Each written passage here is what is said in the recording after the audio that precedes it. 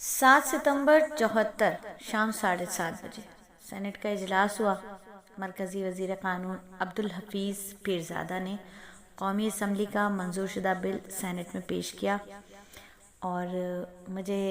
بڑی اس بات کی خوشی ہوتی ہے جب بھی میں عبدالحفیظ پیرزادہ کا نام پڑھتی ہوں، سنتی ہوں، تو مجھے ان کی شخصیت آنکھوں میں نظر آتی ہے۔ الحمدللہ اللہ تعالیٰ نے بڑی سعادت عطا فرمائی کہ ہم عبدالحفیظ پیرزادہ کے ساتھ بیٹھ سکے، ان کے ساتھ چائے پی، ان کے ساتھ ایک میٹنگ ہوئی۔ الحمدللہ اللہ کا احسان کہ اللہ نے ہمیں ایسے لوگوں کے ساتھ بٹھایا۔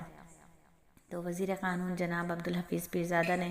قومی اسمبلی کا منظور شدہ بل جو تھا وہ سینٹ میں پیش کیا۔ ایوان میں دوبارہ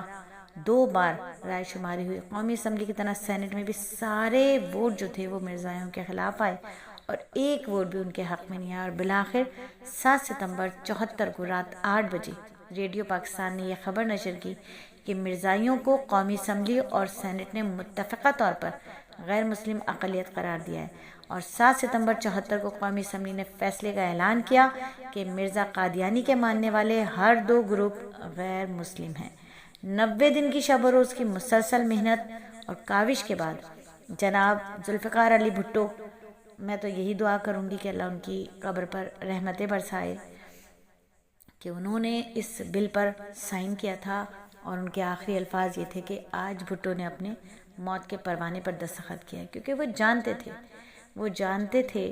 کہ جس قانون کو پاس کرنے کے لیے وہ دستخط کر رہے ہیں،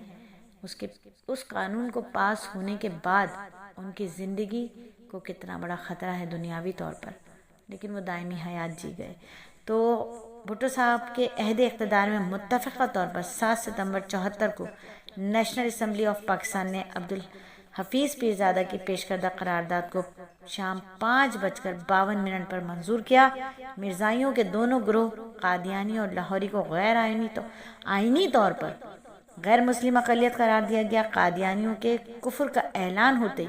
پوری امت مسلمہ جو تھی وہ جھوم اٹھی، اراکین اسمبلی گلے مل رہے تھے، اکابرین کی آنکھوں سے خوشی کے مارے آنسو روا تھے، اور وہ سجدوں میں پڑے رب کا شکر ادا